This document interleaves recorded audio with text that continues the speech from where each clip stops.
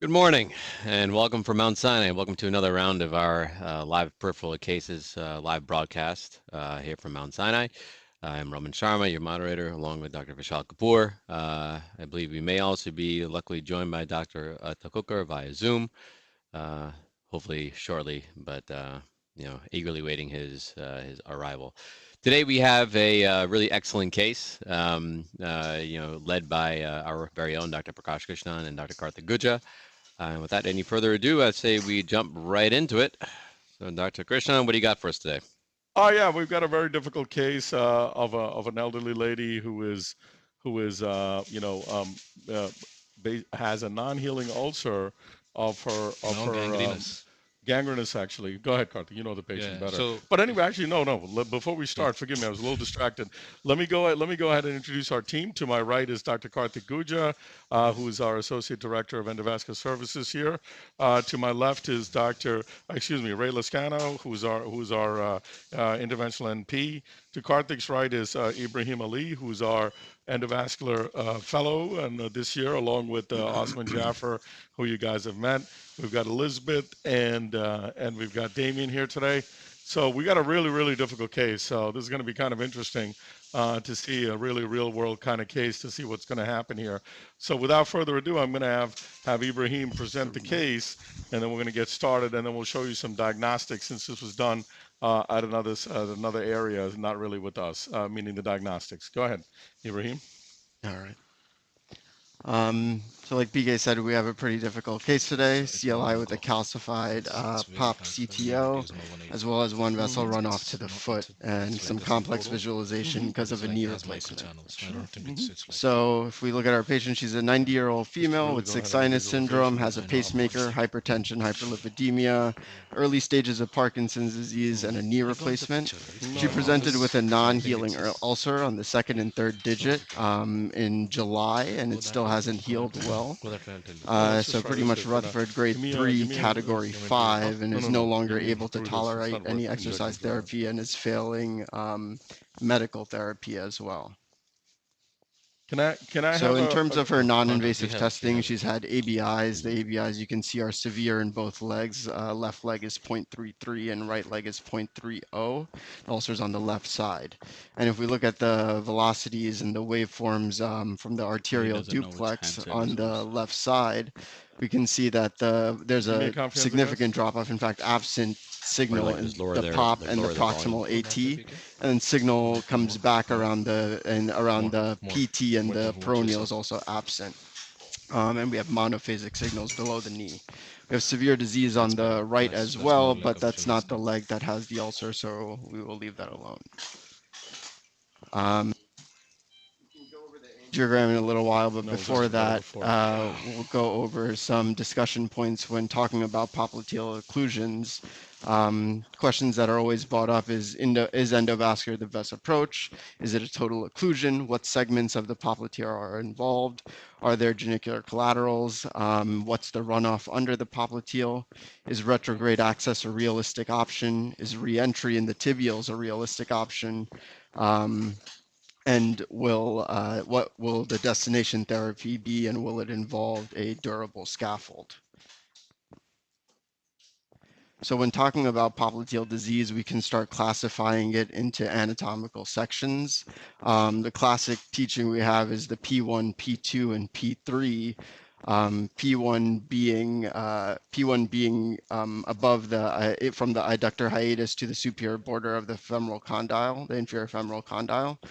And then P2 being from the superior border down to the joint, and then P3 being from the joint line to the bifurcation of the anterior tibial artery and the TP trunk. Um, and a little more nuanced classification, and I think it kind of helps understand the nature of the artery a little bit better, is the dynamic classification, which takes into account the hinge point. Mhm. The hinge point is at the medial supracondylar tubercle of the femur.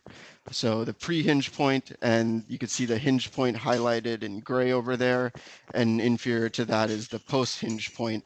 And when you actually bend the knee, you can see that there's a couple of flexion points in the popliteal artery. Prior to the main hinge point, there is a slight bend in the artery. At the actual hinge point is the heaviest bend in the artery. And then usually people will have a couple of accessory flexion points distal to the hinge point, and then post hinge point, there's also some areas of slight curvature. So a lot of dynamic changes happening when the knee is bent. And if we take a look at that a little bit further, I know there's a busy slide, but we'll take it table by table. This is a study where they essentially took fake popliteal arteries, put a self-expanding nitinol stent in them. It was an absolute stent, and gave it axial testing as well as flexion testing. So there was a machine that gave the artery some stretching, some compression axially, and there was also some hinge point testing to bend the actual artery. And you can see that in table 1, it's showing the mid SFA and the distal to prox popliteal artery. And you can see that without a stent, which is table 1, there's not that much axial compression in the mid SFA. But when you move on to the second part of the chart, which is the distal SFA into the proximal popliteal artery, you can see that there's quite a bit of axial compression when you go from the knee at 70 degrees and the hip at 20 degrees, and even more movement into that popliteal artery when you flex the hip at 90 degrees and flex the knee at 90 degrees. So quite a bit of dynamic change axially in that artery when you have bending there.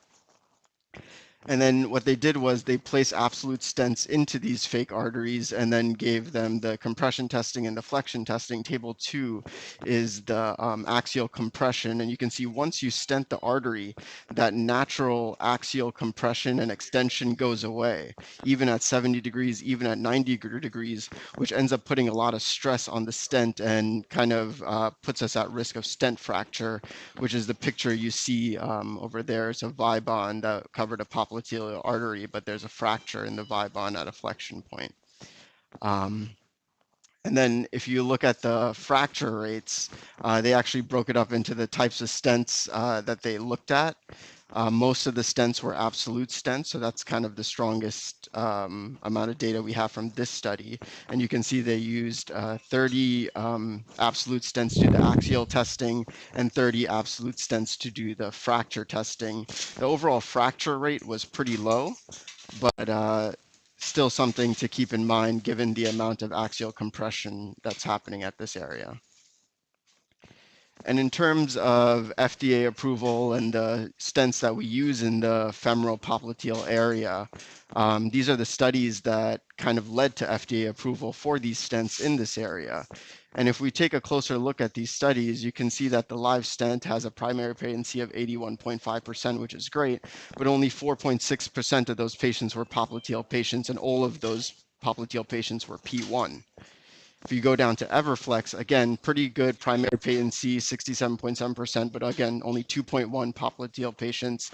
Same thing with the smart stent, very few popliteal patients, and their patency rate was the lowest, and they had the most amount of popliteal patients. Zilver, again, very low amount of popliteal patients, all involving P1, and same thing with Supera.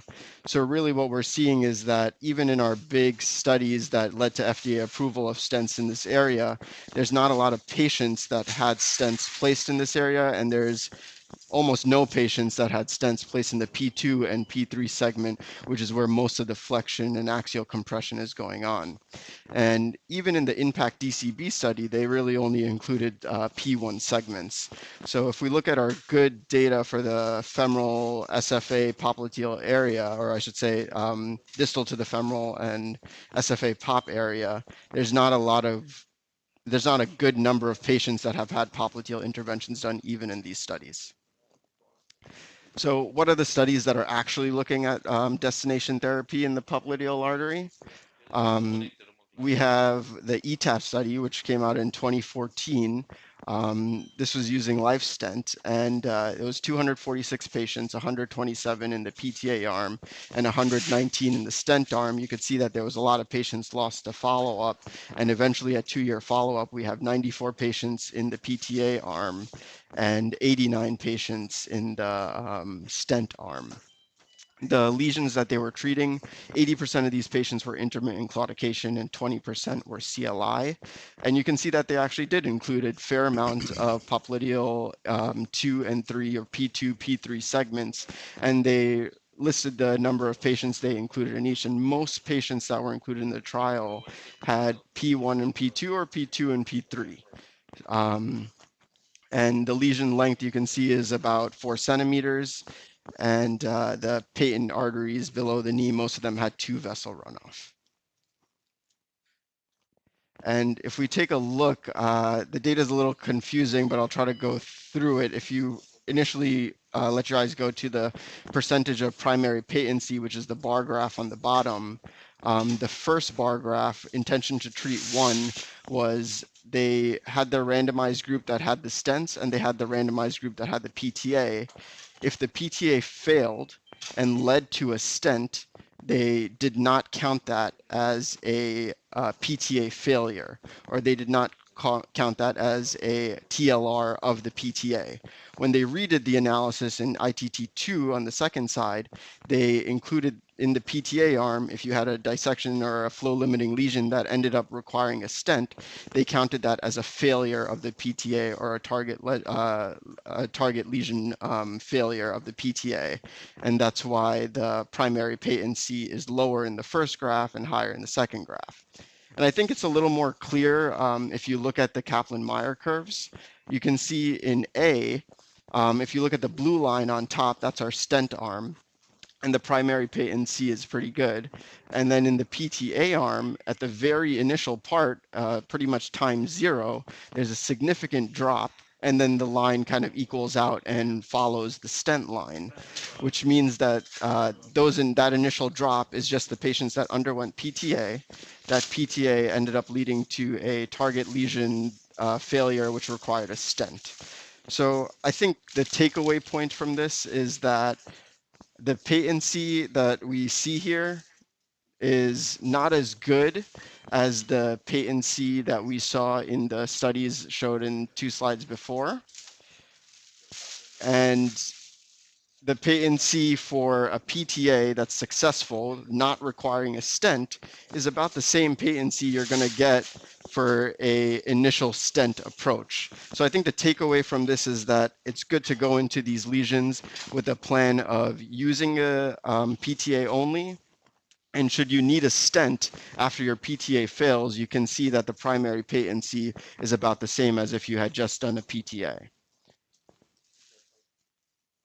And I think one of the newer things that we've been doing lately is around the country, actually, we've been placing these bare metal stents that have these interwoven braids, and it's kind of one long compressed stent, the Supera stent, and we're slowly releasing in the popliteal artery. And you can see the same radiograph without the same tension on the stent when you have flexion. So what's the data supporting use of Supera in this area?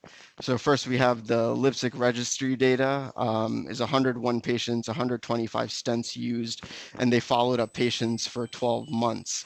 One thing to note about this particular registry is that they considered a target lesion failure if the velocity ratio went up by 2.4. In the other study I'll mention later, the velocity ratio they used was 2.0. But either way, the patency rate that they're saying at 12 months is 87% primary patency, which is pretty incredible considering that the previous study, the ETAP study, was only showing 64% patency in this area with stenting. You can see that they did include mostly P1 and P2 segment patients.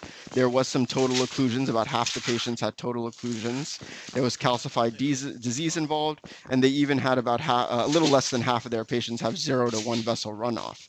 So definitely real life patients but and good patency results, but just keep in mind that they used a little bit higher of a velocity ratio. And then another study, which was a 3-year outcome study, again using Supera stents, 50 limbs, 46 patients, mostly P1 patients and some P2 patients, not a lot of P3 patients included in this, unfortunately. And even the P2, it was only 14 of the 50 limbs. And in terms of primary patency, you can see at 12 months there was an excellent primary patency. At 24 months, again, excellent primary patency. And 36 months, we have 70.2% primary patency, and the initial ETAP study again was showing 65, 63% primary patency. 5 patients died during the follow-up, and there was 0 stent fractures on radiographs because they had followed radiographs. One thing of interest is that TAS-D lesions were a positive predictor for stent occlusion. So something to keep in mind as we're crossing CTOs and stuff like that of the popliteal artery. And I think some pearls, and this kind of goes along with my discussion points from before, is endovascular the first approach? I think that given the data we have so far, endovascular first approach is a reasonable approach when dealing with popliteal disease. It's important to be mindful of those collaterals and where you're going to re-enter the CTO.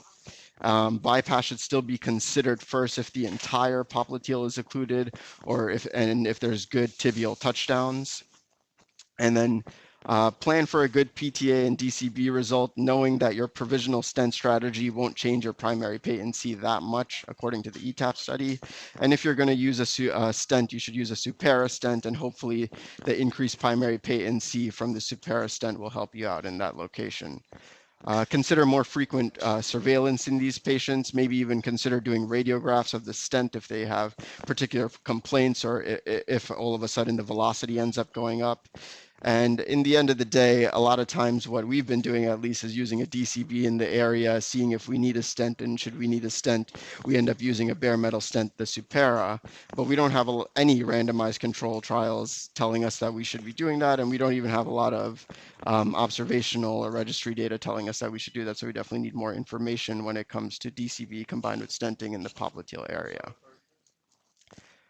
So that's all I have. I can leave up my discussion points and pearls if you want, but that's all I got. Now let's go to the case here. So let's go to the angiogram. So this is a guy, as he said, has critical limb ischemia, a lady, I'm so sorry, and yeah, I started 30, who has a very calcified popliteal right at the level of the occlusion at the level of the knee joint. And to complicate things further, she is obviously above an octogenarian, what is it, non-octogenarian? Nanogenarian. Nanogenarian, yeah. Thank you so much, Vishal. You know, English is not my first language. So therefore, you know, the issue becomes is that, you know, not only visualization and other things, and as you know, we try to show you real world cases, and these are real world cases. She's not really a before you go through, can you show us the rest of the angiogram? Yep, that's what we're going to do. So I'm going to have Dr. Guja go over the angiograms that we just performed. Obviously, very difficult in terms of visualization. So we're just going to show you. So obviously, we got contralateral access as we always do. This doesn't matter. And then we did an iliac shot to show that there's no significant iliac disease. Dr. Guja will show you that. Obviously, very favorable with the iliac. Then next, we did just a runoff in the SFA. SFA has really no disease. Can we see it? Yeah.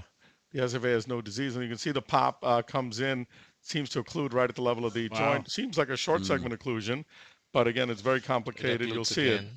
Then the runoff, we'll show you the runoff. We can't really visualize it in these views. The runoff we'll see is basically via the perineal, which comes down to the foot. But again, it's a gangrenous ulcer of the foot. Is that that's the perineal? So it's a collateral to the perineal that comes to the foot. So we can hopefully establish, you know, a straight line flow, and then and open the perineal maybe in a state setting. It might be something that might work for her to be able to heal this wound. So right now we're looking at the lesion, and you can see we went to multiple different views, and we really had a difficult time visualizing. You can see there's a chunk of calcium. Obviously, she's moving quite a bit. Right. And so we were finally able to find a frog leg view here, where you can actually see the lesion. The lesion is quite complicated, short segment, but heavily calcified. We have a better one than this. There you go. Short segment, heavily calcified. And you can see here that it's going to be quite tough. So what we're going to try to do is, go ahead and you used a hydrophilic wire to track a 018 Terumo catheter. Go next, please. Oh, Terumo catheter. And then we were able to, next, we were able to then go at this level. Now we tried with a 018 Connect 250T, which did not seem to work. So now we're trying with an Estado 30, and then we'll see what else we can do here. So we're obviously, again, this is a challenging case, like I said. Yeah. Oh, sorry, Mom. And hopefully we're able to get through. So we have the catheter down. I mean, there's really no option for pedal access here. We could do perineal access and then cross the perineal and come up. That may be what we need to do. I don't know if we're prepared to do it today, but clearly that may be something we may need to do. Surgical option-wise, there's really no real surgical option. She's 90 plus, and it's going to be very difficult to actually perform any sort of surgery on her. So let's see here if this, can I get a torque around this, guys? Yes. So I have a question. So can we characterize her ulcer, her gangrene a little bit more here? Do we have a picture of it or no? I know you've seen her. So Raman, actually, I know her for I've been consulted on her like about collateral, right? 5 months ago. Can you pull this? She just had an ulcer on the second and the third toe. She was having resting pain even then, but because of her age and everything. Bend it a little bit. Because of her age and everything, we were trying to medically manage her for like 5 months and everything. But her wound care specialist kept on managing her for the wound. But now she's progressed to gangrenous changes. I mean, she's totally gangrenous non-DSA now. Inject. Right. So that's where and she's having so much resting pain that she was initially walking with a walker. Now she's not even walking. She's completely bedridden because of the pain. Wrong spot. Right. No, I think it's a very important point for the viewer, especially Raman, and we were discussing about it. It's like, I know we talk about techniques, but choosing the patient who would benefit from them is the first thought process that comes to us as an interventionalist. So in this case, I know everybody will say it's nanogeneria and this and that, how much walking, how much benefit, but she would, I think, truly benefit from a successful intervention because of the Rutherford classification, the ulceration, and now, like you say, gangrenous changes. So obviously, medically manage your patients very well as much as you can. That's good right there. Claudication, we know, doesn't kill anyone. Progression is barely 15% to critical limb ischemia, but in this case, I'm sure we're doing the right strategy of 5-month medical management. But you're right, it's a very tough case. No ATPT. There will be a lot of people, I think, even upfront would say, let's just avoid any revascularization and just perform an amputation and apply a proper wound care to that. I think that's, again, it's hard to predict the future, but that's a little bit of a risky option because you don't know what the healing is going to be with ABIs that low. I mean, we can perform amputation. The only thing is she's 90 years old. I don't know if she will really tolerate the amputation. I don't know what. Yeah, when I first saw her 5 months ago, she was amputation is probably not. We want to definitely try to revascularize. So we totally agree with the strategy of revascularization. It's a very, like Raman is talking about, it's a very calcified lesion. Chances of staying, re-entry, connecting to the tibials, especially the peroneal, is a real. It's tough. It's hard. This is a complex case, to say the very, very least. I think again, this is just goes to show about just how challenging just the patient selection part of these cases are themselves. So what do you have in a start of 30, 40? Yeah, I mean, it's really very difficult. We got subintimal in that spot. Obviously, track now, right? I'm just trying to redirect it. Track, buddy. On the ultrasound, I already knew this was a complex case and everything, but but at this point of time, we had to choose between revascularization versus, No, I completely agree with Karthik. I think this case, you have to try to revascularize. Yeah. I think if you get through, even a simple balloon is going to help her. It's just a question of trying to get through this, and it's really, really difficult right now, as you guys can see. It's very, very difficult. We have one question already. I think this is more of a summary question. This one, the equipment used so far and the CTO wire escalation that have been done so far. It sounds as though I think I can summarize if I remember correctly. Just crossed with initially the big first chunk with the hydrophilic or polymer coated a polymer jacketed wire, and then from there it can change to the CTO wire. It started with the Confianza, failed to connect to VT, and now with the Astato 30. Yeah, I just think that you just gotta keep drilling, and hopefully you're gonna pop through. I mean, I was in a different plane. Right. The Astato 30 doesn't seem to be working. You might have to go. We tried the 018 wire there, didn't quite work. So now maybe we'll try dissection reentry. Here to see what else we can do. You can see how difficult it is. Yeah. Give me a command wire now. So sometimes what we try to do is we try to go ahead and make some channels and then try to use a hydrophilic wire to slip in. Doesn't really matter where we're going to slip in, as long as we slip in, and then we're going to go ahead. Once we balloon it, we're going to get a better channel. The important thing here to realize is that where how the collateralization is working, and the collateralization is not coming from this spot, it's coming from above. So even if you lose some of the collaterals here while you're doing this, you're not really going to affect the foot, because the SFA to perineal collateral is what's really keeping this foot alive. Would I do both in the same setting? Very unlikely. I think that we established this, which is difficult enough. We can come back at another stage and then try to do it with another wire or another pedal access or whatever. Pull back a little, guys. Yeah, I think it's very important for an operator to consider the integrity of the collaterals and give it due respect. But in this case, you're right, because the collaterals are coming on top. You can be a little bit more aggressive and try your dissection subintimal loop technique and try to see if you can connect the dots and go from there. But like you did say, it's going everywhere and anywhere it wants to. Yeah. Well, we couldn't do that earlier, so we're getting somewhere. Yeah, exactly. So, I'm just gonna, like I said, keep trying for a little bit, see what happens here.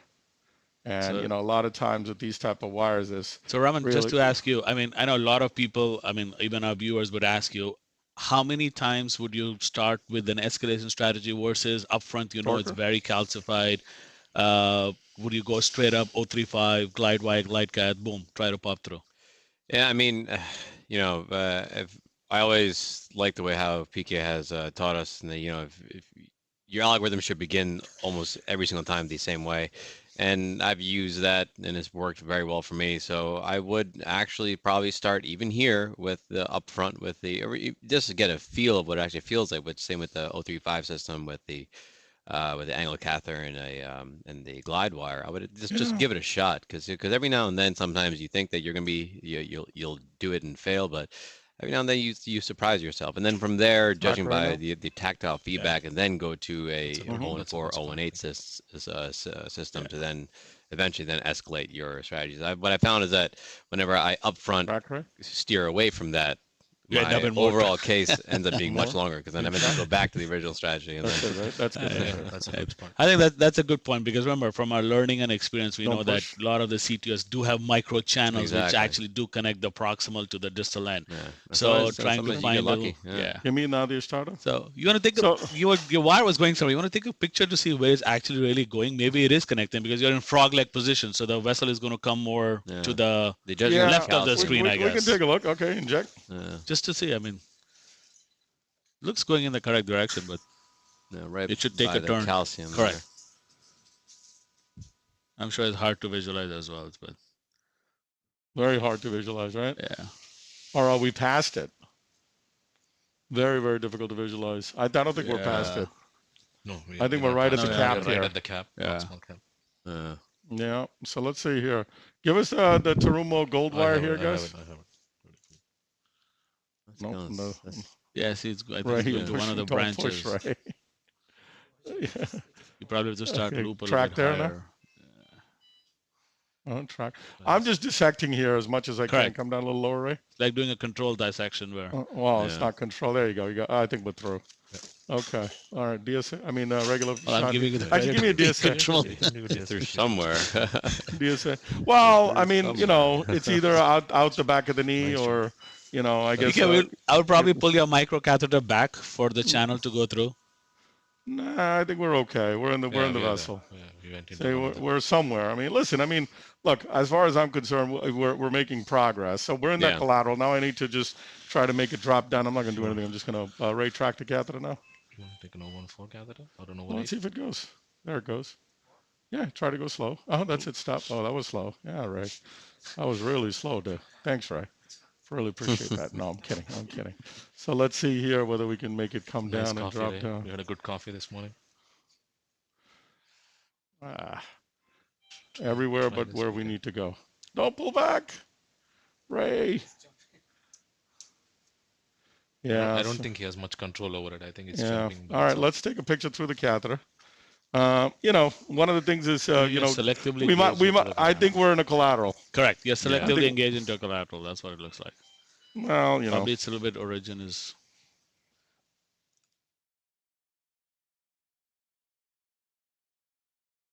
The other question would be that at what point would it make sense to, you know, after how long of trying this approach, would you take a step back, dissect down to where the vessel reconstitutes and just go with a reentry device? We could, but the vessel is reconstituting very, very low, right? So, I think that's where we're heading towards. I mean, like, see, we're in the collateral. Selectively engaged. Yeah, that's what we said. We're selecting in the collateral. So we're going to pull back here. Yeah, so I think another 3 minutes of try, I guess. I mean, it's a rough number, but they've been trying enough. So if it doesn't work, then we might have to go back to the crude strategy of. So we got to be lateral here now. Okay, yeah. What is wire is this? Terumo gold. Terumo gold is going to slip into this. So we're there. Very favorable, yeah. Very favorable. Well, we're just going to pull back a little more because I still think I'm in that collateral. You know, well, we'll see. I think just smart mask that, and then you can try to see if you can. There's a little channel if you can see it. Yeah, exactly. That's what I'm saying. There's a little channel, mask it, and then you do it. So which wire do you have now? This wire is not good. Give me a field of wire, guys. No, because the Terumo gold inside the Terumo 018 gets really sticky, guys. So for those at home, be very careful with that. Don't, you know, and then what will happen is your entire system will get stuck. So you actually injected contrast through a microcatheter. I think that's why it's sticky. So if you no. I've had cases where you go with the Terumo gold inside the Terumo catheter, even without contrast, and then it gets so gummy that it sticks, and then you really can't do it. So I always flush with a little bit of fluid, and then go with a fielder, and then like Karthik said, switch out for a microcatheter. And then see. Well, I mean, look. I mean, we'll keep trying here for a little bit, and then we'll see whether it works. So we'll see whether it's able to get in. I mean, I think we might have a chance. Let's see. What's your crossing catheter you have there right now? This is the Terumo Navicross 018. Right. So there's a question from the audience. I mean, not pertaining to this specific CTO, but CTOs in general. I mean.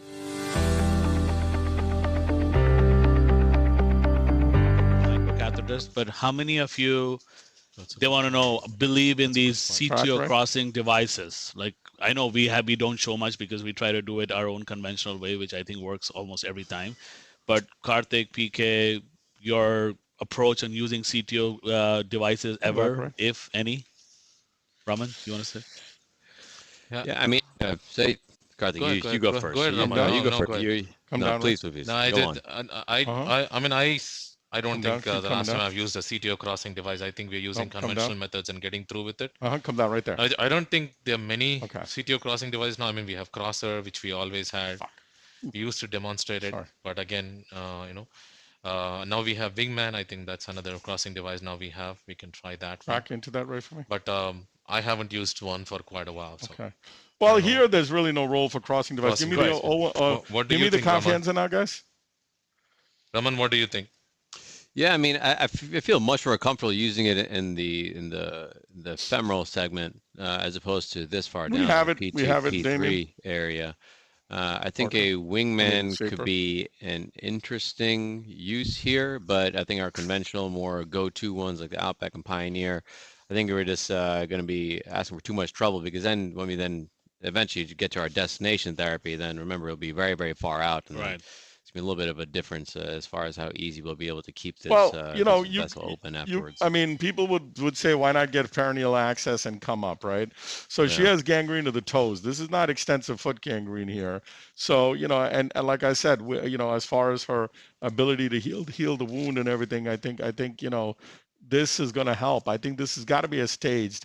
If you burn the perineal coming up, I think you're really going to turn this lady into a more serious situation rather than track. Right now, you got to track. Okay, good. Right there. Let's give me a little positive here. Come on, pop through. A little more, Ray.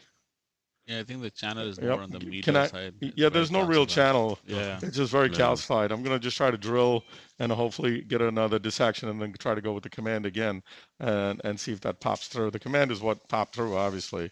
So if we can pop through with the command, it'll be wonderful. But let's just see. Track, Ray, for me. Keep positive, Ray. Yeah, keep pushing down as I see how it's moving. Push down further. For those at home, that kind of movement means that we need to get closer. I don't know if Ray can do it because sometimes the catheter won't allow, but Ray had breakfast today, so should be good. You know, let's see here. See again, so the tip strength is not enough here, and we're not close enough to transmit the maybe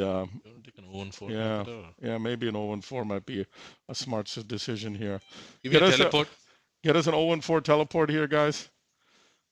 Get closer, right? Push again. Let's try again with the command in this position. See whether we can loop it and try to get in. Yeah, I think you're right. The strategy is try to loop it and see if we can connect. Yeah, but you see, I'm trying to penetrate through that calcium and it's not going. And the argument could be that, you know, why can we get into that outside zone and we're not able to do it? But let's try. I mean, we'll try again for a few more minutes here, and then we'll discuss. I mean, I need a new command, guys. This one's gone. Command. So we actually managed to muck up the command tip. Need a new command, guys? This is a pretty interesting, point. When you struggle so much, or you have such a complex lesion, I think that's where you really see the variability between operators. It's like what would be your how would you approach this? Because I feel as if we've gone from CTO to polymer jacketed to hydrophilic, back to CTO, back to this, and going back and forth. And there really is no real, I guess go-to algorithm here. And well, unfortunately, this kind of lesion doesn't really allow that. See, in my experience of a few thousand cases, I could tell you that these kind of lesions, you got to require multiple different techniques. So the first, I believe, is that you create dissection planes to allow you to actually fenestrate the calcium. So once you fenestrate the calcium with an 014 wire, then you're able to then find a channel with the 014 hydrophilic, meaning the 014 CTO wire. So yeah, different grades are there, and then you see he's very positive there. So I'm just pulling it back a little bit to give myself an opportunity to get back into the channel. So yeah, the channel is lateral, but it's like Vishal said, it could be a fenestrated channel lateral and not really a true channel. So now Ray can push the catheter down, right? So at this level, see, we're not able to penetrate here. You see that? Yeah, it's and we're going lateral. So we're gonna have to try to do something from above. Let me see if I can find another plane there. There. Now go, Ray. Yeah, now this is getting into that collateral again. Right. See, it's getting into that collateral again. Let's see if it pops in. I don't think it will. See? Can you track it a little bit further, Ray? So if it goes there, maybe now. Let me see. But I think just continuing the topic with Raman, I mean, he brought a very good point. Track it again, right? Let's see. That looks promising. Let's see what. Oh no, right. Pull back. See, this is careful. You have to be careful how much you're pushing. See, we're at the proximal cap now, and now we can try. See, we're actually moving the cap.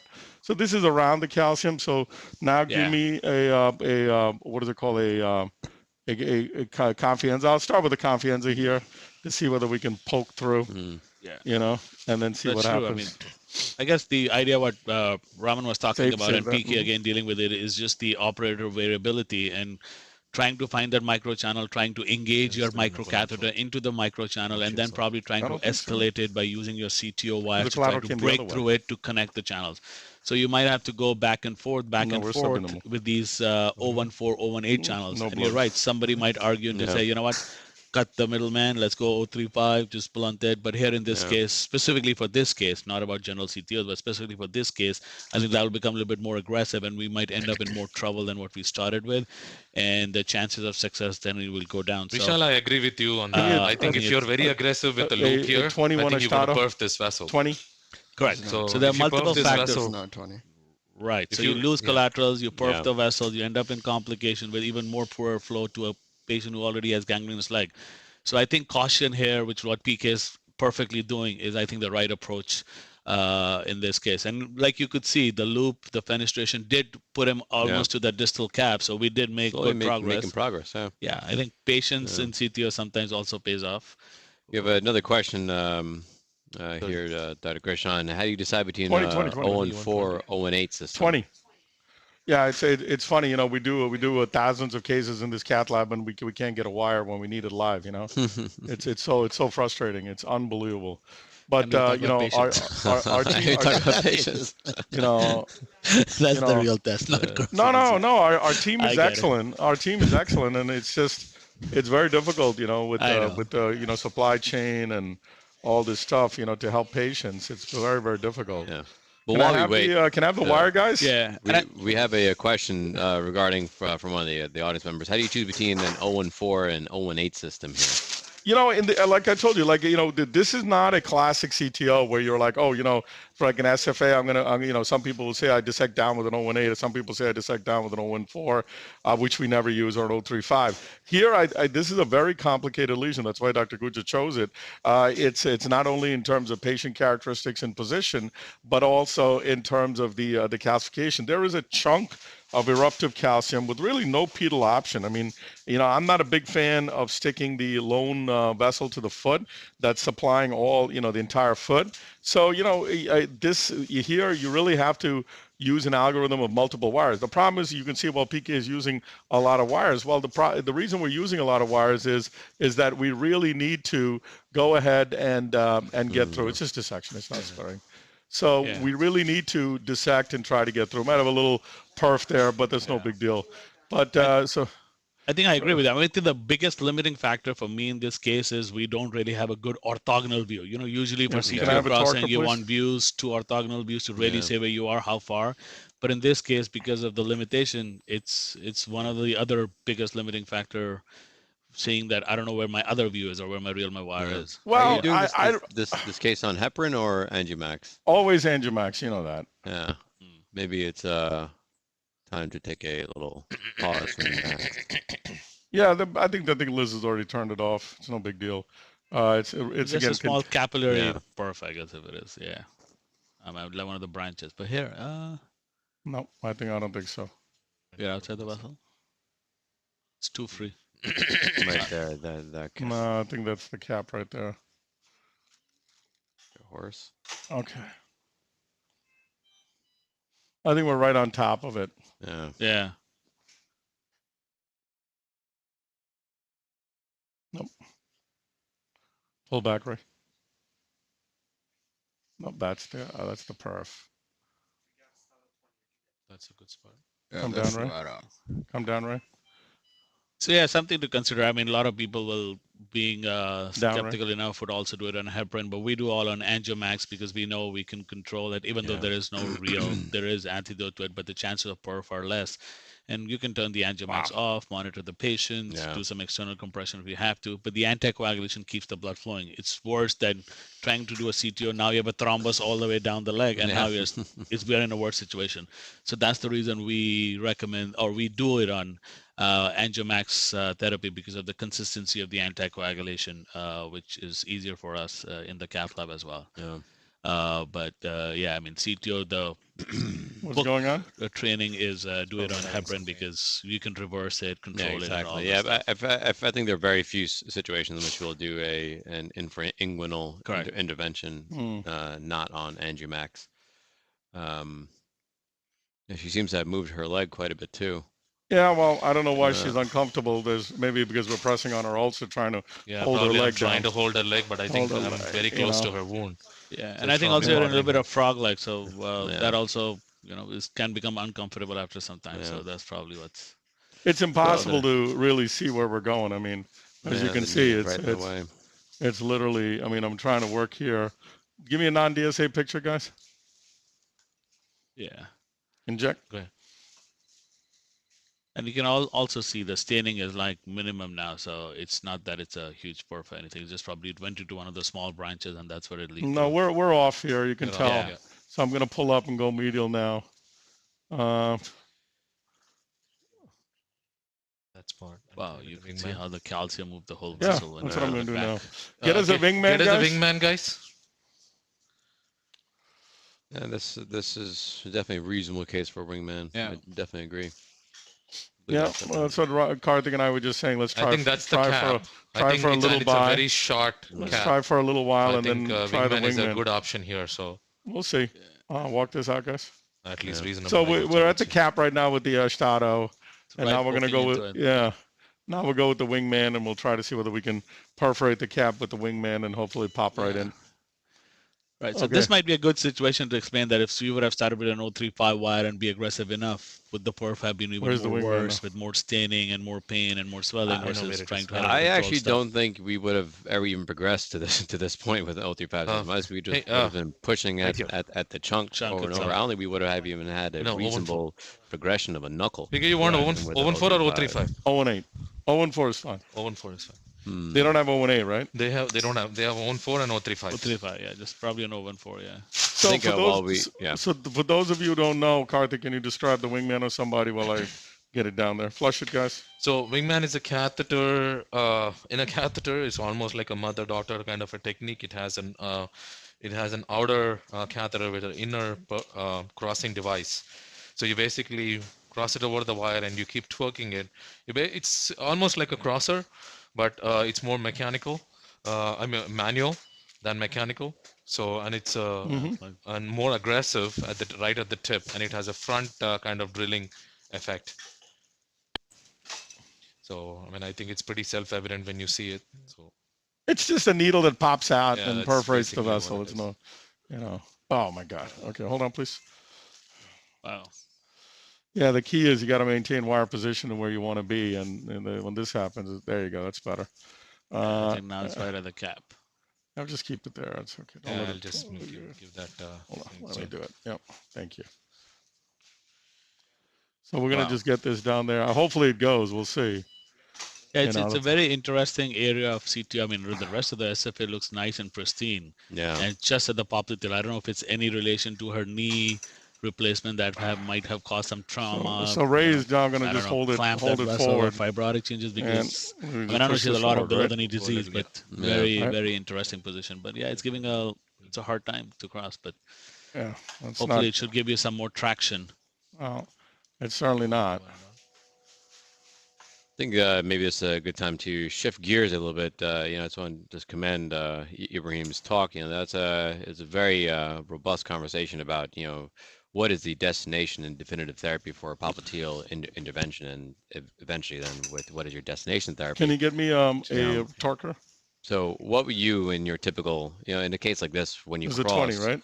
What would be your destination therapy? How would you end this? How do you feel comfortable ending this? That's a very good point. Of course, if you're able to successfully connect your proximal and distal cap and have a good inline flow, I would definitely, if possible, want to put a scaffold in, especially in this area, the degree of calcification, the chances of recoil, and the success of PTA.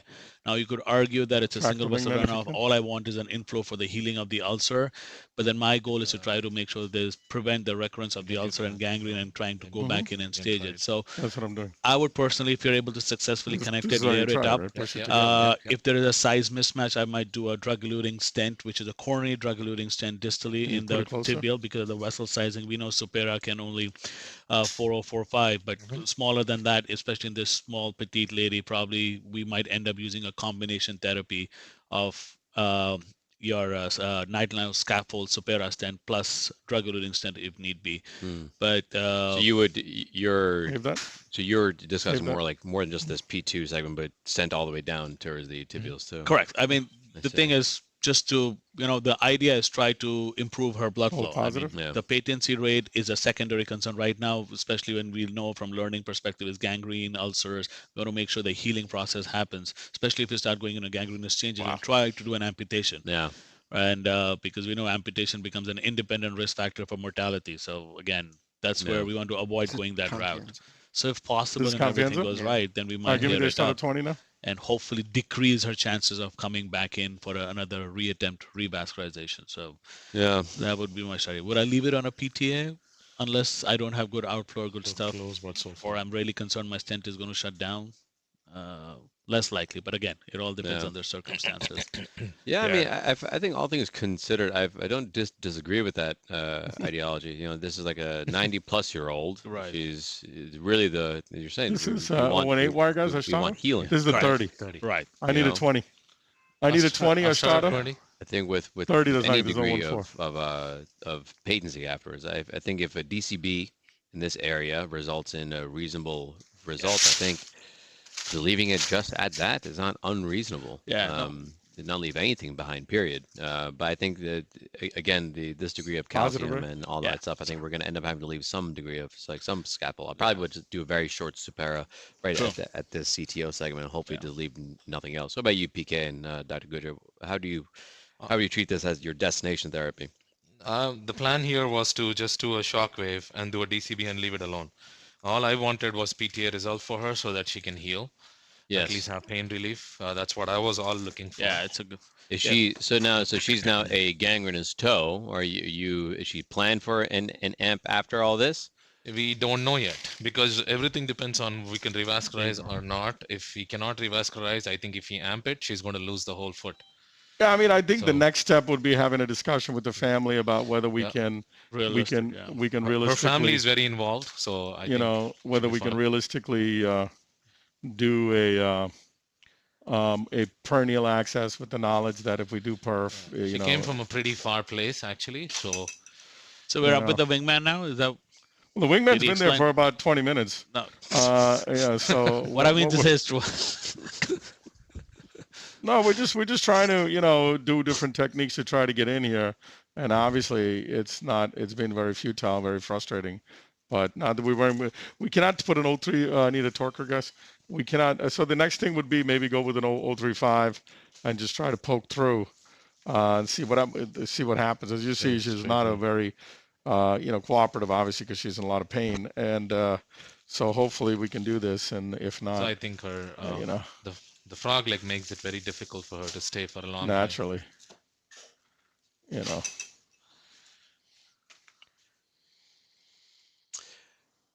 Straight glide. It's not a bad idea. It's putting a straight glide there. Starting to go somewhere. Starting to go somewhere. Oh, that's good. That's I don't promising. know. We'll find out. It turns medial. That's looking good. I think we should be there by now, no? I think it's still a little bit lower. No, we're out. We're out of the vessel. Cine? I mean, DSA? I mean, Cine is fine. Cine injection? Yeah, get out of the vessel. So these kind of cases we like to do above and below, obviously, but obviously in this case, we're having maybe we're not fully out. Let's see. Let's keep trying. Yeah, I think you're still a little bit above. Let's see. It might be hibernating there. Who knows, right? Let's see. I always like positive thinking, We're hibernating here. Let's see. Let's see. We pop in here. And the idea here is whether now do you just balloon everything and then come with a re-entry catheter like you said earlier. So track the wingman down. Yeah, that's fine, Liz. The other idea, which is, kind of unfortunate here, with this need for frog legging, you've also really distorted the anatomy of your popliteal artery, probably making crossing so much harder. A little bit more difficult, yeah. If in somebody else without a knee replacement, I feel that this probably would have been a much more favorable cross. Definitely. I mean, that's all. You create all these extra angulations and flexion points that's causing deflection of your entire catheter system. Moving the whole. Makes perfect sense. Yeah, you can see the tortuous way the vessel goes and takes a turn. Now our wire is stuck in the wingman, so I'm trying to unwind it down, but not in the wingman, in the lesion. In the calcium, lesion. Yeah. So that becomes tricky to sometimes very calcified. You can, if it's a braided wire, you can actually. All right, let's walk the wingman out, guys. More dangerous. So especially the confianza wire, we've seen a lot of the tips. This is the Astato. This is the Astato. Oh, is that Astato? It's not going to come out, so don't worry. Yeah. Give us now a 014. What is it called? Teleport. Came out, PK. The wire came out? I think so. I don't think so. If that came out, I'd be the happiest guy, and it did, I think. Now it's impossible to tell. It did. All right, good sign. I felt it. I told you, Karthik and Vishal are very good at losing wires. I think it helped. So I think PT is much more calmer now. So, no, guys, give me an 035 Navicross now. Let's go with the big guns. Oh, okay. All right. So, okay. So this is an interesting point. Can you explain your thinking now? You alternate between 014, 018, CTO, hydrophilic. Now, so you need to go with your 035. Well, system. listen, we went with the highest tip load wires we have, right? The next step, like I told you, me and Karthik will schedule it as an outpatient for pedal access and come up together, and we'll all do it together. But the point right now is that, if I'm going to do this, I want to try now, give her the best shot, right? So if I can go with an 035 wire, and then try to pop in, this might be the right thing to do here. So let me just get this wire down, and then and now I can go with the 035, angle glide and see what we get. So Karthik is going to give me the position that is going to help us a little bit, and then we'll take it from there. All right. So I guess let's see here. The idea will be to loop it and try to dissect it down. Yeah. So hoping that we try to stay within the vessel. So let's see. Yeah. But I think that's the right approach now, because like you rightly said, I mean, tried all techniques, including a re-entry device catheter, but the complexity of the lesion itself is a limiting factor. Yeah. So I think give me a command wire here, guys. Yeah. I mean, the other thing is we have it. We have it. Think about something like super crazy. If we're really trying to do everything, what about piercing the calcium externally? Yeah, but we're going to need anesthesia for that. She's a nice old lady, We like our patients, Raman. I mean, I know that I know you've been in therapy, but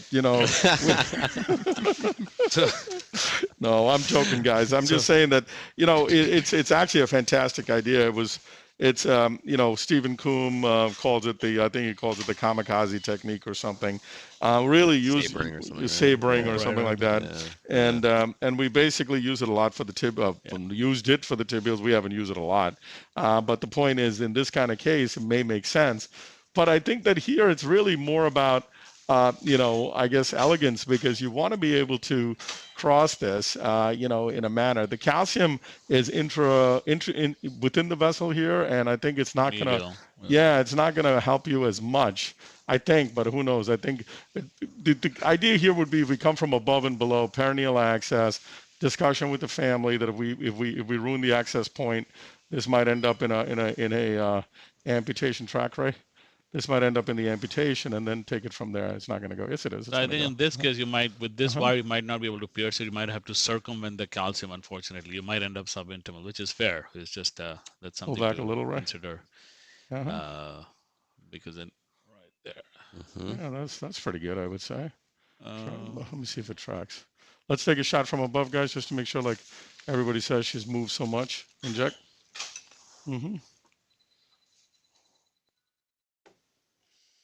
I think we're right on top of the calcium.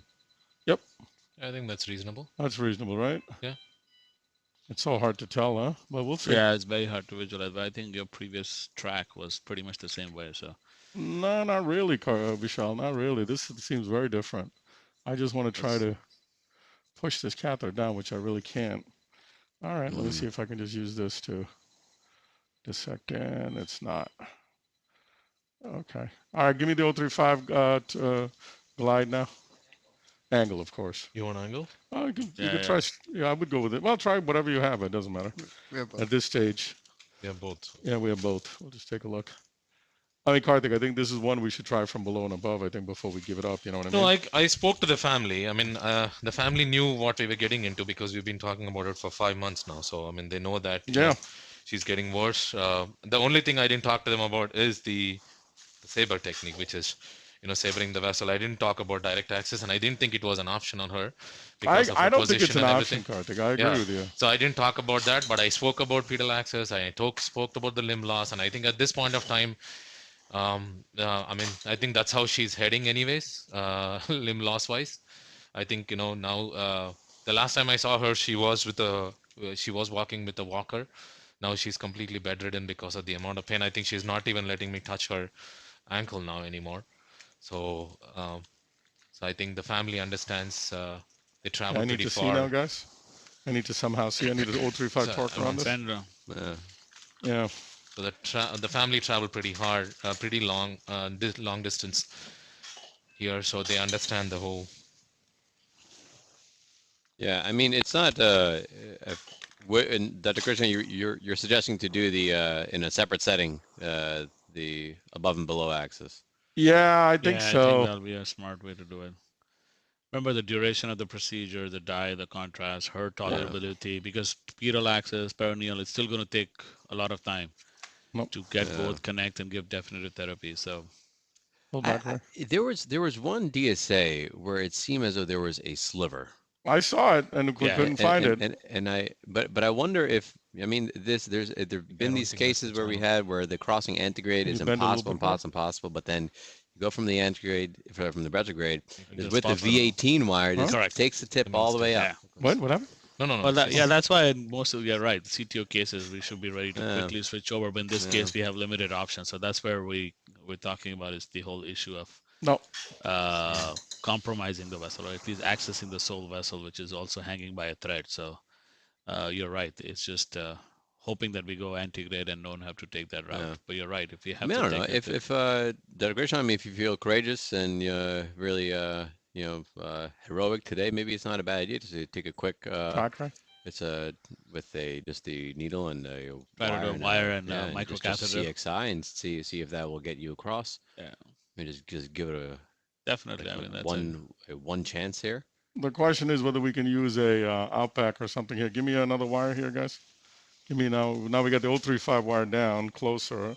I'm going to try to go with the Confianza now, or and try to loop it and see. Well, we could try an 018 gold, Terumo gold. Yeah. We'll try an 018 Terumo gold now. We're in a larger vessel. We're getting blood flow back. We're somewhere good, I would say. No, Terumo gold. Liz always tells me blood's a good thing. But hopefully we'll be okay. Let's say Angiomax is off. We're going to go with the Terumo gold wire. And the problem is, guys, we really can't visualize. It's really painful here because, Karthik and I cannot visualize where we are. So we're trying to see. Let me see here.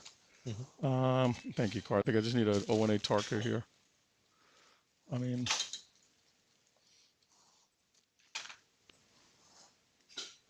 yeah. No, I think we're very close, guys. I'm telling you, we're very close. The 018 Tarka, guys. Yes, the Terumo gold is a great wire. It finds those micro channels, re-entries. Of course, support-wise, it has its limitations, but you're right. I mean, he's almost right there. He's just trying to connect the two dots. So hoping to find that micro channel. Hopefully, the Terumo gold will connect. I'm gonna have Ray just pull back the catheter a little bit here, which is fine. We made an 035 again. Yeah, maybe, but maybe not. Okay. Yeah, and the branch again. Yeah, the same, the one that went laterally. Yeah. All right, now give me the Confianza wire again. There it is. I don't know about that. Maybe we're dissecting. I don't know. That looks. I don't know. This out the remember. It looks like I'm dissecting all the way down. Yeah, I think you are. Which is expected. It's fine, right? Might be a part that's what I'm saying. Trying to see the distal vessel here. It's all the way medial, huh? I can't see it. Let's do a DSA here, guys. DSA. Inject. Go for it. Yep, I'm just going to keep it delayed.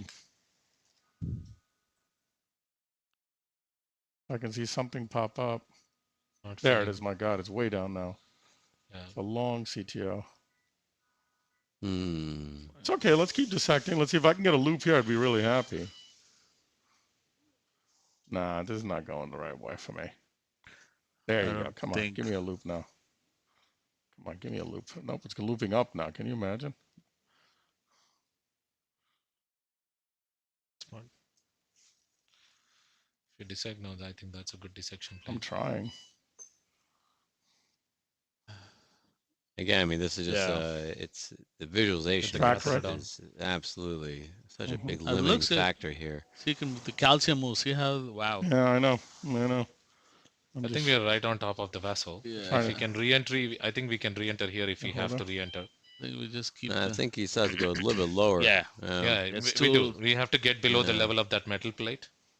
Yeah. The disc, definitely more than the. Yeah. Track right. That's a good spot. Track right. Sit down. Don't worry about it. Stay there. Stay there. I think PK, you might have to go the 035 wire route. I know you don't want to, but there you go. Somewhere. Don't push. Don't push. Oh, you don't need diet, Ricardo. I'd rather not know. That's another way to look at it. I think it looks pretty okay for me, actually. I mean, that bend is okay, I think. Hold on, let me just torque the catheter now. Hold on.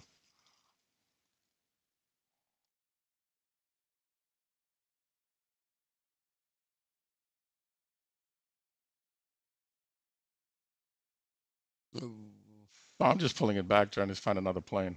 Yeah, I think that's Okay, there's a plane.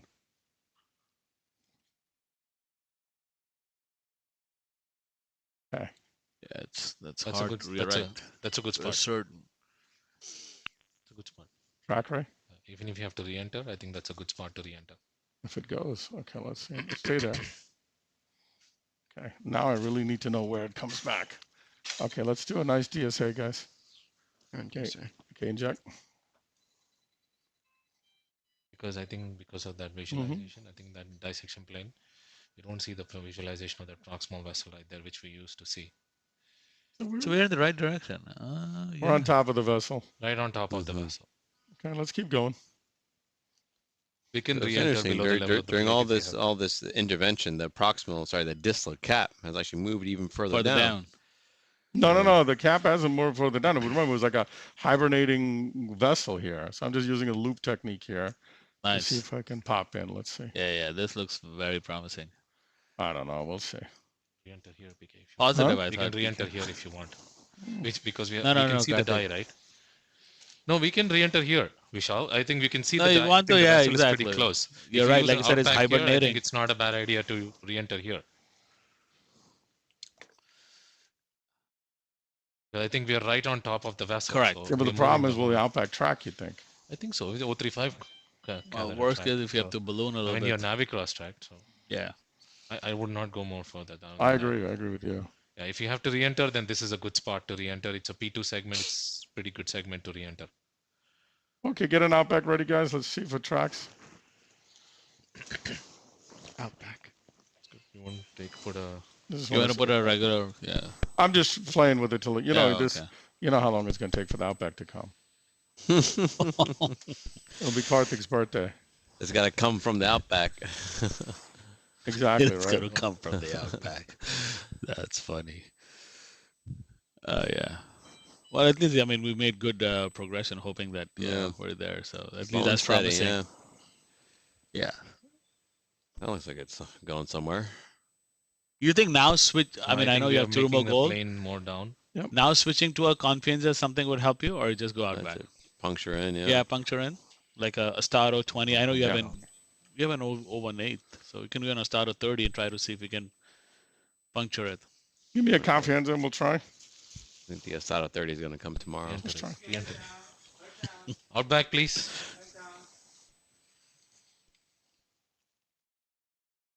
Actually, the Pioneer would help more. I should really say, surprising to me, I didn't expect that she was going to lie down for such a long time. Yeah, that's in a frog leg position for her age. Yeah, you're right. Out back. You went together. Pull back a little. I mean, even regular patients with frog leg position have difficulty lying down. Yeah, for such a long time. So that's true. The problem is she's not letting me touch the ankle area at all. So. Give me a little bit more torque here, guys. You want a Pioneer instead of an Outback? I don't know if a Pioneer will go. We can try. No. Outback is better. Outback is better. Definitely lower better. profile, yeah. So you have a Confianza now, PK? I'm just trying while Karthik is getting things ready. Ray's making it difficult. He just pull the wire back. Ray joined the club. No, Ray never does that stuff. Yeah, I think you're right on top. You're absolutely right. Don't go more lower. DSA? It's on DSA. Mm-hmm. Inject.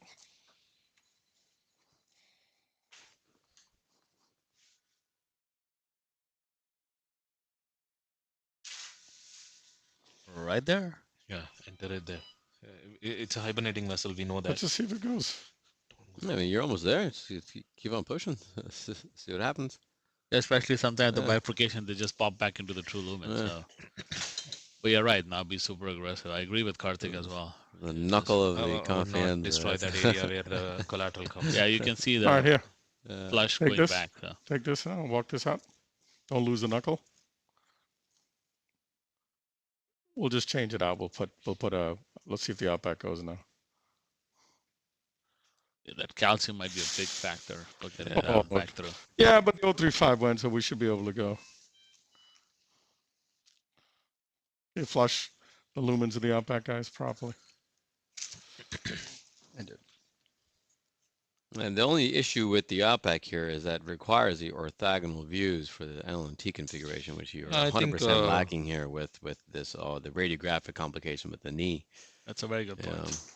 Although it is, just keep on stabbing, see if you end up, if you see it going in the right direction. I think we are right on top of the vessel. I think we are right. I mean, the good thing is on angiograph, you could see a little bit of competitive flow going back and forth. So you know that it's still hibernating or the lumen is there rather than just trying to poke into where there's no lumen or a lot of calcium.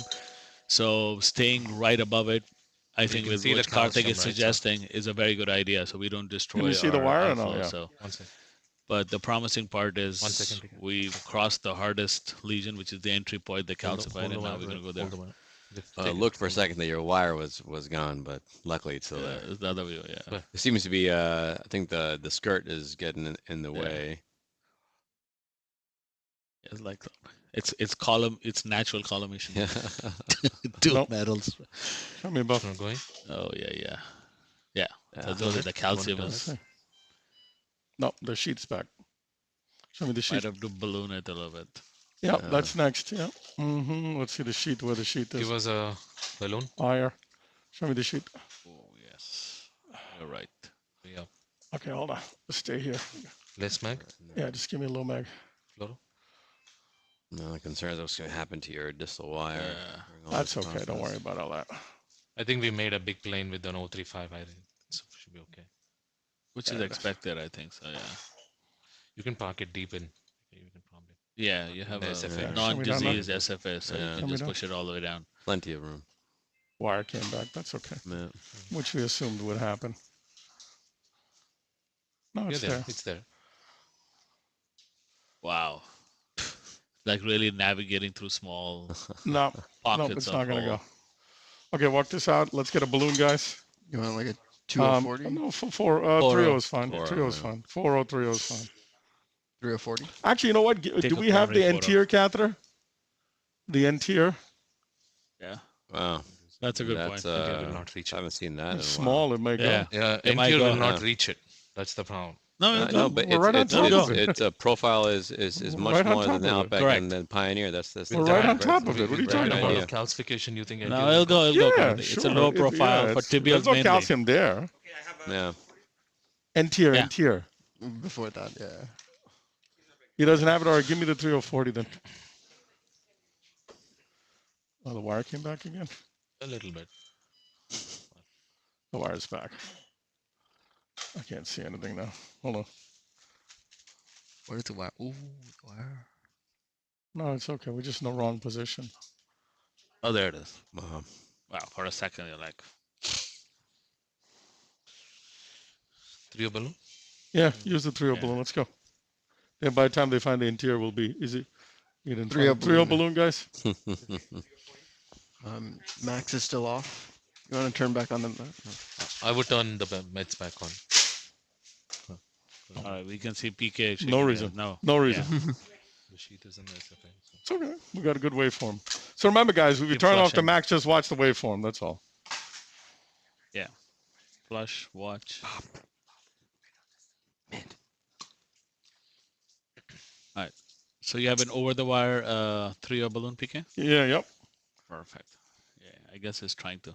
So you're right. If the Outback didn't go, Pioneer definitely would have not gone through there, even though Pioneer gives us a little bit better intravascular visualization. But in this case, that would have become the biggest limiting factor. Yeah, it's too big. So totally agree with trying to go Outback. Yeah. So hopefully we should gain some length. And I will say, all things considered, the Outback is just generally easier to use. I think with the, especially with this degree of like calcium, even like all that, correct. you have so much like a Are we dense there? calcium Yeah, giving you like all those blackout shadows. I mean, I'm not even sure how much of a utility I can't see anything. The Pioneer would really have. Yeah. Seeing how far away you can be from the vessel, and then all the maybe with the chromophore you may be able to see it, but you'll have so much calcium shadow here. Yeah, I think it's a lot dependent on the flow as well, but I mean, with the Outback, we're just trying to poke through and trying to create heel nulls. So it's just sometimes just one poke through to it at a spot will give you rather than waiting for another 3-4 minutes. But you're right, it's a lot of view dependent Outback. And in this case, it's a little bit technically challenging. But experience with good hands hopefully should give you a result. So yeah, so we're just trying to balloon the track and you got the interior? Sometimes if you take the balloon all the way down, track it, and pull the wire, try to poke it, you might just pop through as well. But again, change out the wire. Give us a hydrophilic wire, like a command. Yeah. Okay. So doubling down on the effort to expand the plane here. So ballooning in this plane that we have dissected. We don't have an interior. We have it. To allow for the passage of the crossing catheter. Yeah. So so it's again, obviously with caution, as you're doing this type of procedure. I guess the question now, PK, is that at what point, in your algorithm here, at what point would you pause, say, let's bring back, or what would you say? I mean, we're gonna try the Outback. If we're not able to get in with the Outback, we're gonna pause. I mean, unless Karthik has time today, we'll do it today. She's undergone a lot of stuff, so it's not. And again, I think you need to have the conversation with the family here because, as Karthik was saying, it's already, this is sort of similar to an end state situation, where if we fail the perineal and then we cause a dissection, right, and then we say we close the perineal, God forbid. Then now you're turning into an immediate amputation. So I definitely think that we have to, have this conversation with the family. So it's not that easy. Just go and let's just do it. I mean, I think it's reasonable for us not to do that. I just switched out here for a 014, and I'm going to switch out for a better wire here, like a command wire. It may pop in. I'm hoping it does, but of course it doesn't. But Keep your legs straight, hon. So let's see now. Keep your legs straight, sweetie. So you're gonna go back with the Outback and try. We made the track, and now we're gonna go back with the Outback. Let's see the Outback now. That's very good.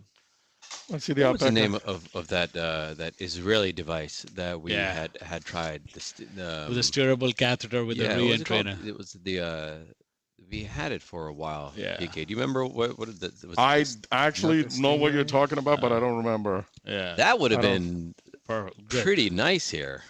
Maybe. I mean, everything. I think everything in theory is nice, but when we're sitting here, you saw what we're going through. It's very, very difficult. Exactly. I agree with you. Maybe it would have been nice.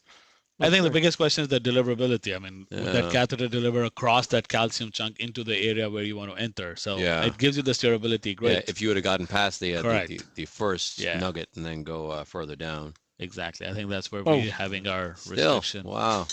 Again, we need to now frog leg her so we can see what's going on. Wow. So I'm going to try to spin the Pioneer and make it more favorable, see if that helps. Wow. That calcium is really... Yeah. See how it moves the whole vessel. Wow. Yeah, unbelievable. There. Very positive. Just watch for the sheet, yeah. I mean, the other thing, what if we straighten out her leg and see if we can have it pass without the flexion? Yeah. Maybe that'll help. That may be the next thing, yeah. Not going. Yeah, worst case, we have to do probably at least a 4 or a 5 balloon. Yeah. At least at that segment. Yeah. So much flexion here of that. Yeah, these are like real. This is a real tough case. Super hard case. Yeah, it looks very short, like you said. Super hard case.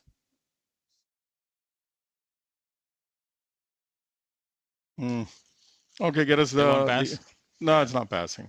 Probably a bigger balloon, maybe. Walk it out. Nah, we're gonna try with the. No, I did it on purpose. Oh, okay. Walk this out again, huh? Okay, walk this out back again. It's not gonna go. Walk it out and let's get the catheter again, the thermonavicross. Nope.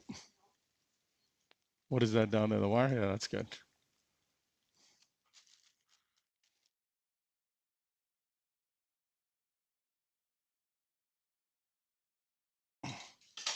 So, just to continue to play devil's advocate, Gujra, what was the medical therapy that you had this patient on? We had her on silastazole for quite a while, and you know, I can't give her Xarelto. I mean, it's like she's 90 years old, but I don't think Xarelto is going to help her either. Yeah. So I think I gave her silastazole for quite. She's still on silastazole, so I've never stopped silastazole. I gave her 100. She tolerated 100, and I think we've been using that.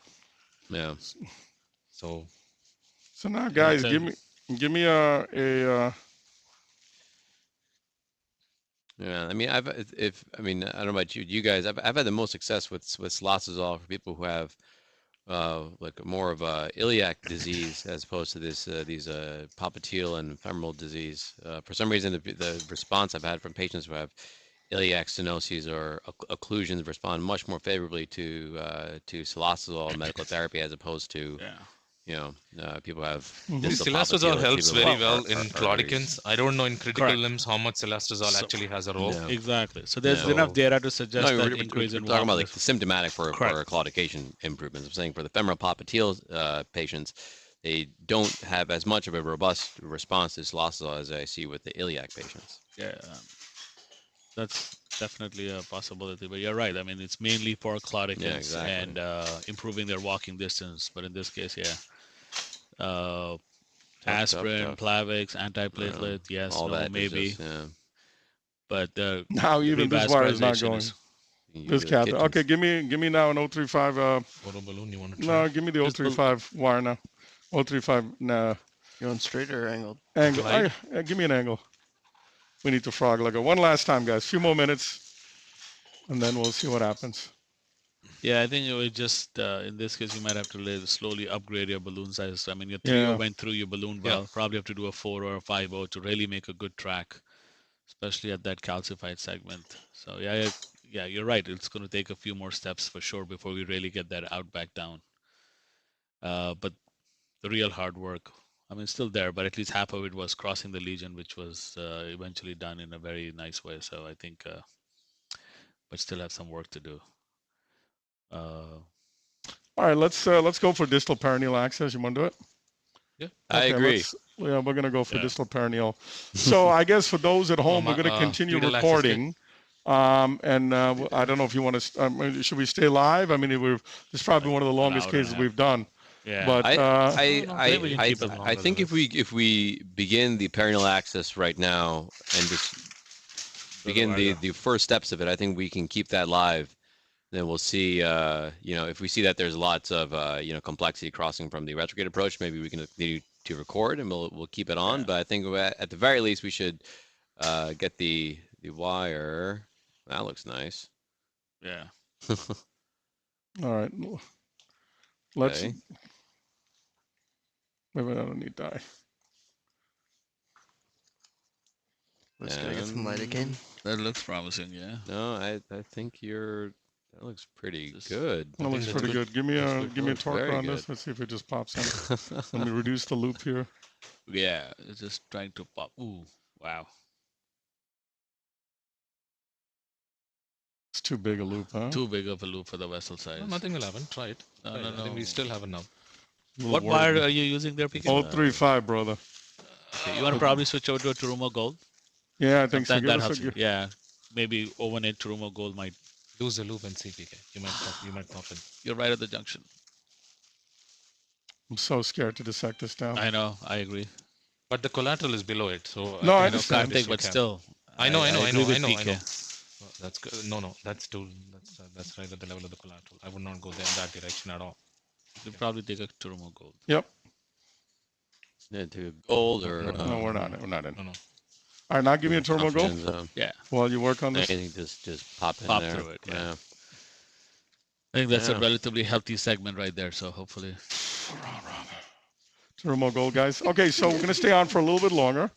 Yeah, and like 5-7 minutes, and then we'll see how it goes. And then we'll keep coming. Flush both ends, please. You want me to get the pedal access? Yeah, get the perineal. It's distal perineal is easy. Just stick it. We'll go sheathless with the distal perineal because we're all the way down here. If we can enter into the catheter from below, it'll be awesome. And then we'll just. So Raman, I had I was anticipating this, so I had a detailed discussion with the family about having a peroneal access. I told them like. Liz spoke to them earlier as well, so. Yeah. Liz always anticipates stuff. 20 years as our nurse, she knows. She's like, okay, this is what's going to happen. Ultrasound? Yeah. All right, let's see whether we can pop in from above. I want all of us to, just think about good thoughts. Pray to your respective gods. If you believe in God, or just good thoughts, right? Or just good thoughts. Good thoughts is a good idea. Torker, guys. No, but why we need ultrasound? You can't do it while he's on floor. Torker, guys. He's off now. Okay, so while I work from here, Karthik is just going to go ahead and get perineal access.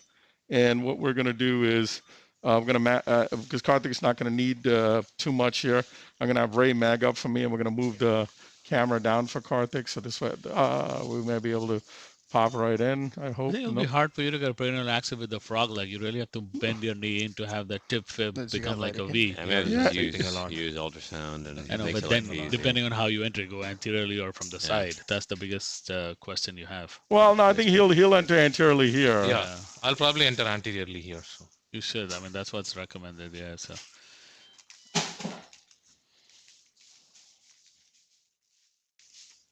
I think I'm in the vein here, guys. I think this is going to become a DVA case now. Hope not. That looks like the vein. But that's okay. We dissected enough. And now we're going to go down for Karthik. Can you increase the gain? Or I can just stick it under fluoroscopy. Yeah. Yeah, but I think it's better to just do it like this. Oh, you feel that's the vein then? Oh. I think I'm in the vein, yeah. Okay. So, I mean, your 035 catheter is down. Do you want to try an out-back travel again? Or we tried it, right? It didn't work. I mean, it didn't cross. Yeah, it's just that. I don't want to balloon any bigger, man. I don't want to balloon any bigger. Yeah. I want to cross through and then balloon bigger. Yeah. The crazy part is that all this is step 1. You still have steps 2 through 20. Well, I think if we cross, everybody's going to know what we're going to do. But so this, we'll just try to get access. You want me to do it? You got it. Karthik's trying to find the perineal here. That's the AT, looks like, right? Yeah. That's the AT. You can get the AT, occluded AT, and go, but it's totally occluded. Yeah,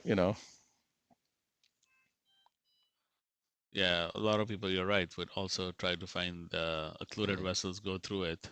But again, that's adding another layer of CTOs to already an existing heart CTO. So, but that's another strategy to do is find occluded vessels, go through it, dissect it. Flora? You want to do it on Flora? Okay. Yeah.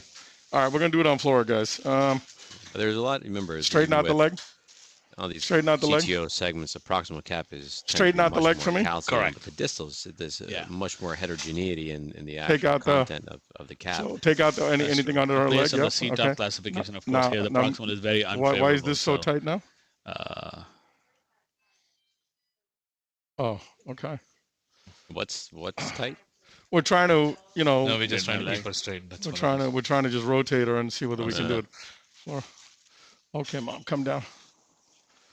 All right, let's do a quick DSA, guys. All right, perfect. So just this inject is another DSA. learning for people who don't do a lot of perineal access is try to do it radiographically with the steps. Hopefully, Karthik was going to tell us. All right, give me the needle now.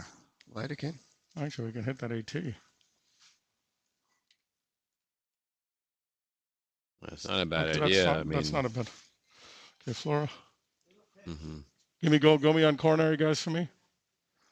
Yeah. So. Okay. You can see the calcium. Yeah, it's not bad. The diastine and the calcium.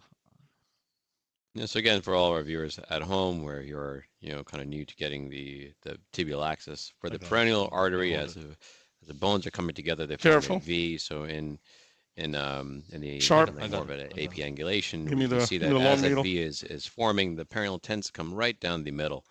Right. You have a few extra, you always use all of your accessory landmarks, especially a heavily calcified vessel will make your life a little bit easier, so you can kind of follow that. But you will see that your perineal artery will very safely come right in the middle of the bony landmarks of the tibia and fibula. As far as the choosing of the tibial artery, to assuming that you have all three to choose from, that's good. What is the order in which you'll choose the tibial arteries? Well, I mean, again, it depends on the. So, Vishal, you can see it was so much more easier because of a calcium on fluoride here. Yeah. And because PK got it right into the peroneal. Yeah. So I think, yeah, Raman was rightly talking about the anatomical, radiological, and of course other accessory landmarks of. And that looks a little different. Of peroneal axis, but essentially it's the V and hitting right at the distal V because we want to keep it as distal as possible. It looks like we're DSA going somewhere else. DSA. You're on DSA. Oh, sorry. Never mind. Vein here. It's not DSA. No, it's the artery. No, it's the artery, definitely. That's the occluded segment. No, but calcium seems to be going off in a different direction. No. Yeah. No, we're good. No. Wait a second. Okay, now do you give me DSA up top, guys? You're DSA now. 1 second. Okay, inject.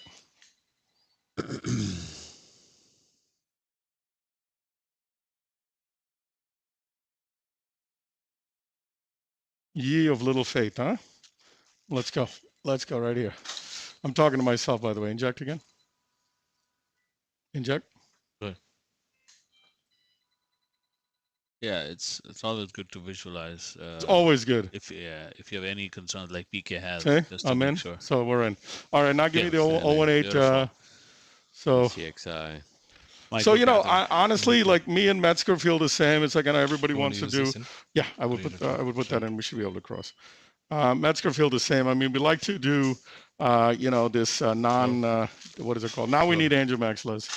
Actually, you know what? Let's just let it go. Huh? What do you think? You can give heparin locally if you want. Okay. Or you can give a bolus of Angiomax. It's going to last you 20 Give minutes. Give us the give me now the 018 V, not the V18. Give me an an 018 command. Thank you, Ray.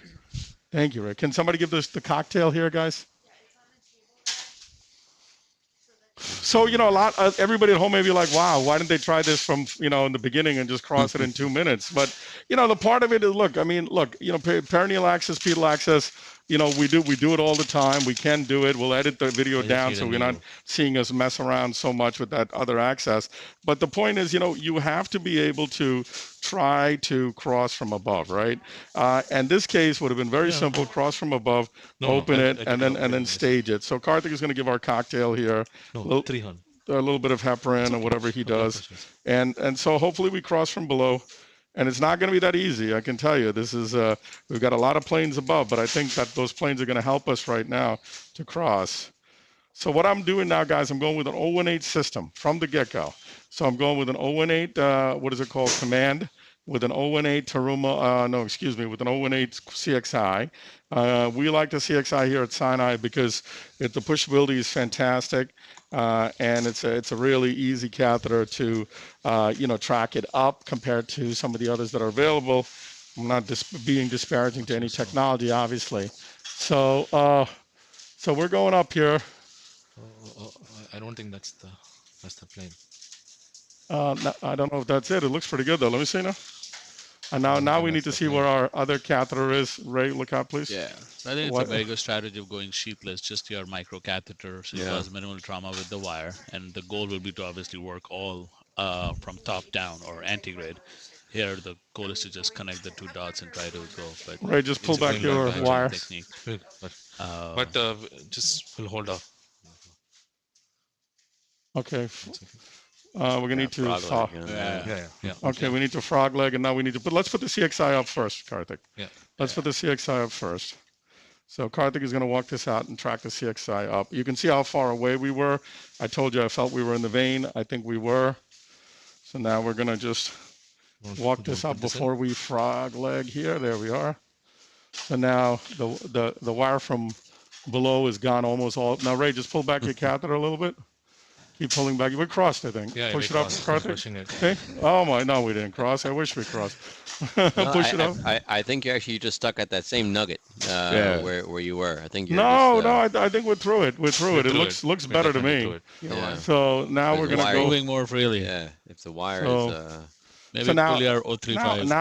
Now everybody's gonna blame Vishal because he said go up and over. Karthik and I kept saying no, we'll go perineal, right, Karthik? And you know how it is. And Raman was the tiebreaker. Raman said go perineal. All right, here we go. Because Vishal, honestly, Raman, Vishal is worth 2 votes. Okay, well, relax. You see, this is young and hungry. You see, Karthik? No, I just got it to the level of the distal. This is young and hungry. Okay, now what I want you guys to do is give me a torque around this, please. You can start the Angiomax. Thank you. So now, hopefully, this goes right in. Nope, of course not. So now we can try to cross from above and below, right? Oh, there we go. I think we crossed. outstanding. Outstanding. Remarkable. All right, Ray, get it up there, please. All right, let's go. And I'm just going to track this up. And now we will. Okay, now Karthik will now put it into the other catheter. Now, once we get this externalized, I think it's fair for us to maybe rotate the catheter. You can just give us your little summary as far as how you plan on finishing.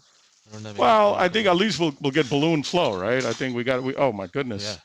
Yeah. Oof. That's the frog leg position, guys. So now you're more proximal to it, so you can probably straighten the leg out. No, it's okay. If she's comfortable that way, let's keep her comfortable. Exactly. Now because you're more proximal, you don't need a frog leg there for as of now. There you go. Ooh. Oof. PK loves to play this game. No, it's Karthik actually. He's very. I just want to try to, I'm just trying to help him a little bit by doing. There you go. Come on. Just a tip. Come on. Por favor, señora. Muy bien. So Karthik Guja got to, that's fantastic. Flora save that, please. Yeah. So we'll Flora save it, and then we'll, and then what we'll do is now we'll just externalize the wire. Karthik's just going to push. He'll push the wire, and I'll push the catheter down. So this way, it's easier. All right. Sensational. So let's just balloon it 1 second, guys, and then we take it from there. Right? I'm just going to balloon it. And then once we balloon it and get some flow, I think Karthik and I will feel happy that at least we demonstrated what we wanted to. It's a very difficult case, and the argument will be, well, PK should have gone, from the beginning, to. It was my call. I actually didn't let PK go peroneal. Let's pull. You feed the wire, Karthik, for me. Yeah, or just feed the wire. You can take that out now. That's what I thought. Well, you have the wire, right? I got the wire forward. So Karthik is going to pull that out, and we're going to feed it. We're just going to take it. Give us a 3-0 long balloon, guys. Actually, give us a 4-0. Actually, we have a 3-0-3-5 now. You can take a 4-0. We have a 4-0-3-5. Feed it to me, brother. I can't feed it anymore. I got it. So what we're doing is we're just doing a safari technique, obviously. We got through and through. Ray's going to see. Oh, wait, guys, it's an 0-18 wire. Give me the 0-18 3-0 balloon from BD. I'm going with the 4-0. No, but it's an 0-18, right? But 4-0 in that little proximal perineal? Yeah, why not? She's a little old lady, man. She's a little old lady. Let's balloon with it 3, huh? And then we'll take a look. Yeah. Just keep feeding to me, please. Yeah, I did. So what we've done is we've clipped both wires. You see my hand has a clip, and you see now Ibrahim's hand has the clip on it.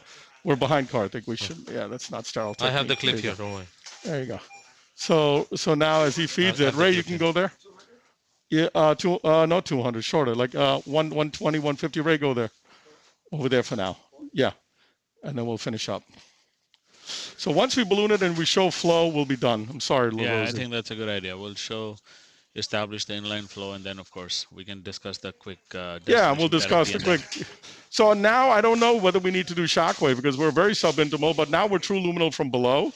So probably Karthik will agree that we probably should do Shockwave. Yeah. And the question here would be what type of stent that we're going to use.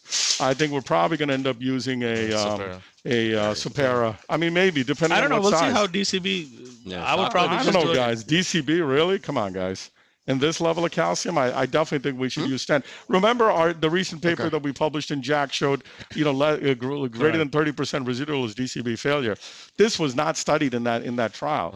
In all the DCB studies, these type of lesions were not studied. So therefore, I think here we got to give the best destination therapy possible. And I think in this situation, it has to be us giving the a stent, because you cannot have this fail after all this work. I mean, we embarrassed ourselves live for, 30 minutes or whatever, an hour, and then we cross. So I think that, this situation, it's a good situation. Everybody wants to look slick, but lesions like this are very, very tough. So Karthik, like I said, he's going to load this 018 wire. We're going to go ahead and do this, and then we'll do this. We'll balloon, and then we'll take a picture, and then we'll talk. So obviously, Raman, we're going to balloon this. We're going to get straight line flow, right? So tell me your destination therapy. Let's take a vote, since there's no data. I will say this. I think for her, the goal is to have healing, whether it's healing of her rest pain versus healing of the likely amputation of whatever gangrenous toe she may or may not have, or does have. Sorry. I think I like Shockwave. I like DCB. I think the Supera as the final destination therapy. Honestly, I would kind of make a call based off what the DCB looks like. I 100% would not jump to a Zilver or any of the other things. Question is just plus Supera, no Supera. I feel even if it bleeds, it's bleeding. I feel either way will be reasonable, just depending on the DCB result. I think Shockwave here will actually result in something remarkable. It's bleeding a little. I think with the DCB may be sufficient. Yeah, that's okay. So I wouldn't make a decision based off the up front for the Supera here. No, I mean, I agree with Raman. I mean, that would have been my strategy as well. Shockwave, plaque modification, DCB, see how it looks. If we have to, maybe do a spot stent, see what the distal vessel looks, the reconstitution, and then go. Okay, there's a little bit of, there's the expansion. Save that, Karthik. Yeah, so we're just going to. My goal is not to go straight up stent as the first I mean, strategy. I would not do it. I would not hesitate. But for those at home, I mean, honestly, guys, I would not leave this without a stent. I mean, I think Karthik would agree with me. You did all this work. The difficulty we had, and everything. I would probably stent this. I think 90 per plus, good wound care, straight line flow via the perineal. I think she'll be fine. If she recalls and she forms anything again and she starts having resting pain, it will be impossible to get back into this vessel. Okay. So in this situation, Ibrahim is just you're gonna walk away, Ibrahim, because we don't want to directly radiate him. We're just gonna DSA it. I'm gonna hold the leg, inject. Inject. And there's your flow. Yeah, I still feel strongly that perhaps you may be able to get away without a Supera here. Okay, I agree with you. It's looking better. It's looking pretty good. So everybody. With Shockwave and DCB, I agree with you, Rama. So for everybody at home, really? Okay, good. Thank you. I don't agree. I'm still gonna go with a stent. Yeah, we're gonna track it down and change it to 1-4 down. So guys, I just want to summarize. I mean, we demonstrated multiple different techniques of getting up and over and working hard and in these lesions. Obviously, none of it worked, but you saw the importance of persistence and dissecting the vessel down. I would say 9 out of 10 times you would cross from above. Obviously, this time you didn't. You saw the quick technique that I use for perineal access. Perineal access, we got in. You saw the difficulty Dr. Guja had in finding the perineal artery with ultrasound, which is very difficult. The distal perineal access, in my opinion, is very easily done. Obviously, with calcification, it easily helps even more. But I think once we did that, hydrophilic wire command, and we were able to get through and externalize the wire. Now we got straight line flow. Now we're going to do whatever discussion we had, likely for me, Shockwave and a Supera with DCB vessel prep to make Raman happy, or he's going to beat me up later. And then I just want to thank all of you. It's an hour and a half. I want to thank our support team with the AV. Most importantly, I want to thank Damien. For running around like crazy, and Elizabeth for managing the anticoagulation, and all you guys for your patience. So thanks again. I hope it was a good case. We're going to keep recording. Is it okay to keep recording? And then we're going to show the end result on the website. Obviously, Karthik and Vishal have clinic. They're going to run. Me and Karthik will be live while I go to the next room. and he'll kind of let you know what he's doing since he's being recorded. Guys, you are going to be recorded, so no cursing at me. And we we'll see you guys next month. Thanks, Vishal. Thanks, Raman. Thank you. All right. Thank you very much, guys. This was an absolutely sensational case. We look forward to showing the final results. We'll still be recording, and we'll be looking forward to joining you as well in our next month. We'll do this before Thanksgiving on November 16th. Perfect. All right. Awesome. Thank you, and thank you for joining us.